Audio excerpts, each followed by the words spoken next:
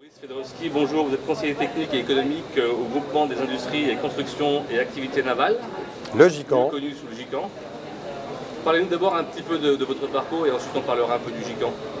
D'accord, donc en 2 mots, moi je suis ingénieur, j'ai fait l'École nationale supérieure des techniques avancées, ENSTA Paris, option environnement marin, et puis après quelques années de coopération en tant que prof de maths et puis chez IBM France, il y a une grosse trentaine d'années, je suis allé tenter de participer, non pas au sauvetage, mais à la survie des chantiers de Saint-Nazaire, qui se trouvaient en 1986 être le dernier des grands chantiers français à même de perdurer, puisque c'était la période où Normed fermait et où malheureusement d'ailleurs de manière générale en Europe et dans le monde beaucoup de chantiers navals fermaient. Donc il fallait essayer effectivement de faire que la tradition de la filière navale française, même si moi je suis d'origine russe, mais tout de même que cette belle filière navale française puisse continuer. Et heureusement, nous sommes en 2017 et elle existe toujours, elle est toujours bien présente sur à peu près tous les domaines de la chaîne de valeur technologique de la construction navale, donc que ce soit civil ou côté défense. Donc finalement, le résultat est là, non pas grâce à ma modeste contribution, mais enfin en toute petite partie peut-être aussi. Bon, et alors donc ce groupement, le GICAN, quelques mots sur le GICAN.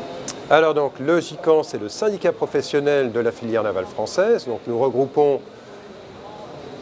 160 industriels qui font partie de cette filière. Alors il y a une vingtaine de chantiers navals et puis pour le reste ce sont des fournisseurs d'équipements, des fournisseurs de services, des sociétés comme le Bureau Veritas bien entendu qui est l'un des plus gros acteurs de la filière navale française. Et au-delà de la filière navale traditionnelle, eh bien, ces acteurs s'intéressent de plus en plus aux énergies marines renouvelables parce que, de manière évidente, les énergies marines renouvelables sont un segment extraordinaire de croissance potentielle pour les sachants des technologies maritimes, parce que des secteurs de diversification et de croissance, ça ne court pas les rues tous les jours, même si les EMR en France se développent moins vite qu'on ne le souhaiterait. Tout de même, on sait que c'est là, qu'elles vont démarrer très prochainement et que c'est un potentiel de croissance vraiment important pour nous-mêmes. Donc les GICAN avec les EMR, est-ce qu'il peut y avoir un rapport aussi avec l'Australie ?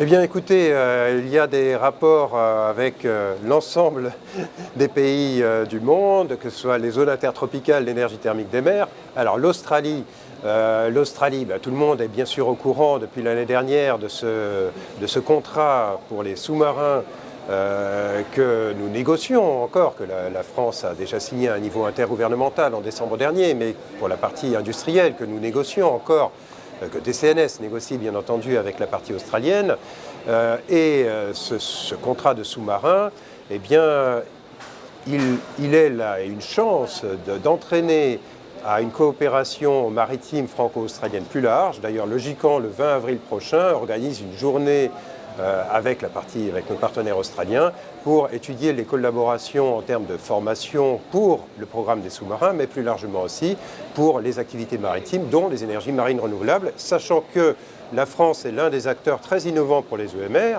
mais l'Australie également, notamment pour le houlomoteur.